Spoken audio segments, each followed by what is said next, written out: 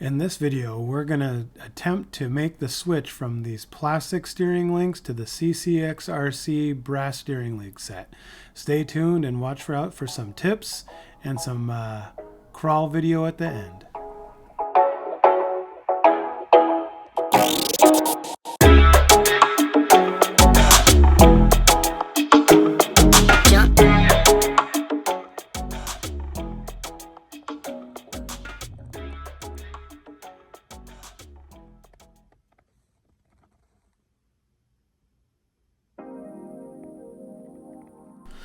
So let's take a quick look at these CCxRC steering links. They're black brass and the edges are jeweled, so you can see the gold brass through it. They look awesome. Really nice fit and finish. Love that you can actually see the logo on there. So what I do is like to get everything out on the table, on the workbench. And then these little O-rings, I like to make sure that everything stays organized so I can just grab and pick from it. It makes things a little easier, so I'm not kind of hunting around the table looking for all the little parts for it. This came with screws and it came with the O-rings to go over the pivot balls, and we'll show how to install that in a second. It also came with an Allen wrench for the screws, but we don't need that. We got one already from CCxRC. We got the Mighty tool. So first thing to do is that we got to put the O-rings on the pivot balls, but I just want to take a quick look to see, just to make sure that the logo goes up versus going down. And so let's start this pivot ball, the O-ring on the pivot ball installation. So what I do is I put it on one side of the pivot ball first, and that way when it actually is in the link, it's a little easier to grasp everything. The first one's always kind of a pain. I've seen people spray some kind of lubricant on there. I don't know that I need to. I think it'd be actually harder to hold on to, but I like to get one side started and pin it down with my finger or my fingernail, and then just walk the rest of it around the pivot ball and slide it over. So one thing to note is that these pivot balls have a slightly wider diameter at one side than the other, and that's the side that the screw head goes on.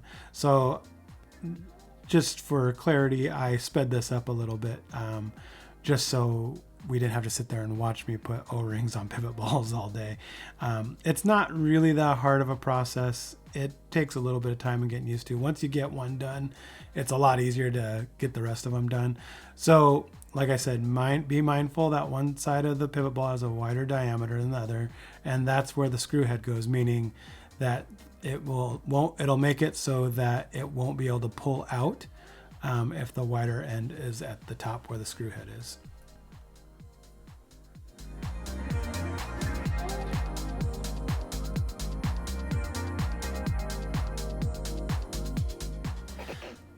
Okay, so now that we got that all squared away, now we got to take off the existing plastic links that are super flexible.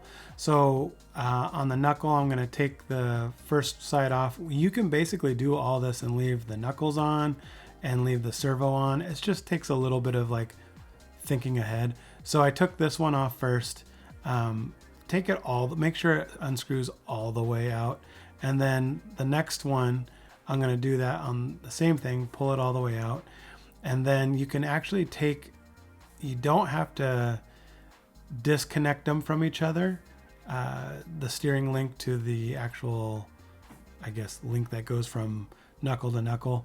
You can actually take it off in one big piece. And what you have to do is once you get them all off, you kind of turn the servo so that you can access it.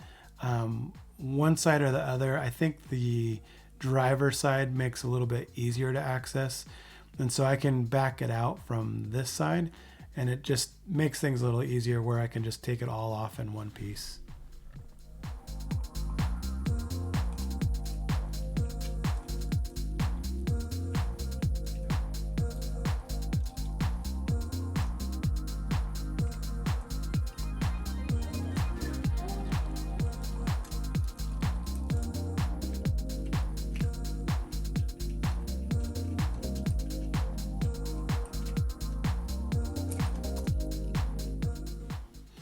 Okay, so now that this is all almost off. We're just about there. When it's all off, the next thing is you got to figure out what part you're going to put on first.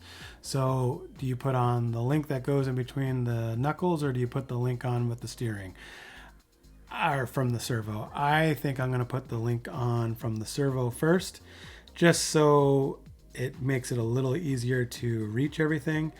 So I'm going to do that. I'm going to re-thread it in from the back here, just in reverse basically of what I did before. And once that's all tightened up, then we'll be able to move on to the next link.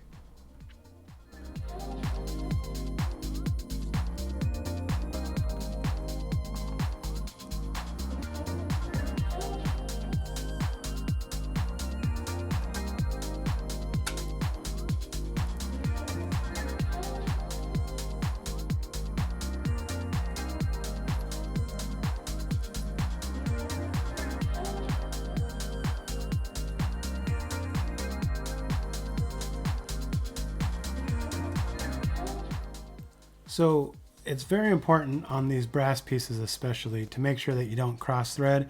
So sometimes what I do is I back it out just a little bit and you'll feel the threads kind of bite, and then you start screwing it back in. Don't over tighten these. These are tiny screws.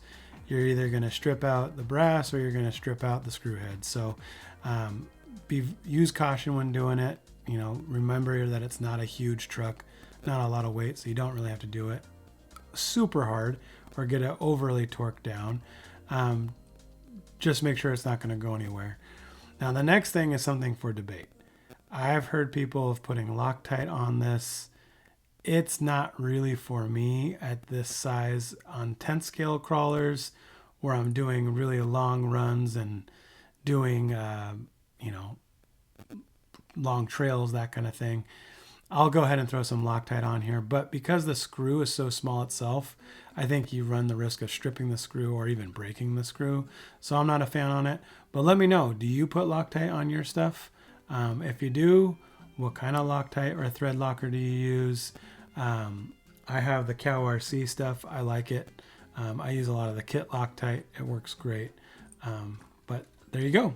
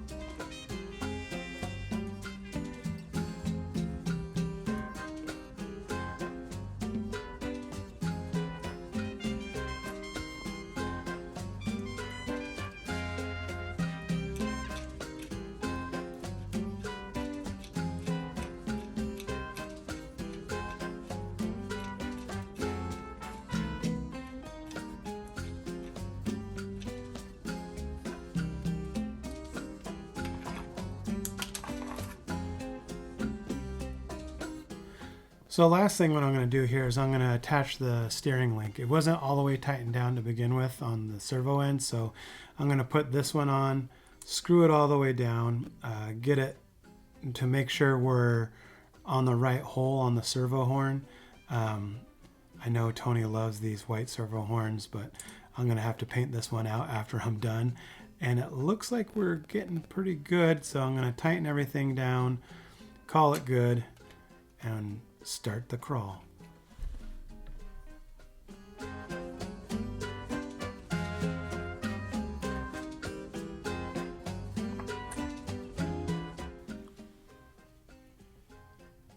So here we go.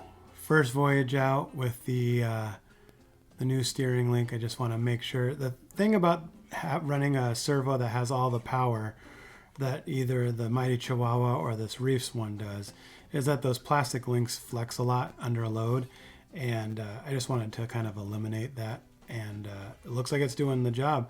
So these tires, if you're wondering what kind of tires these are the Little Guy Racing tires, but I have them mounted to the TRX4M wheels, and they look pretty good. I think I definitely do want to get some brass wheels for this rig, but there's also a set of monster truck tires that I have to put on here, so they're going to be swapping back and forth. But this has the Baby Goliath motor in it and the Lizard ESC from Furatech, and it likes to crawl just nice and smooth. I'm just kind of running it up and over these rocks.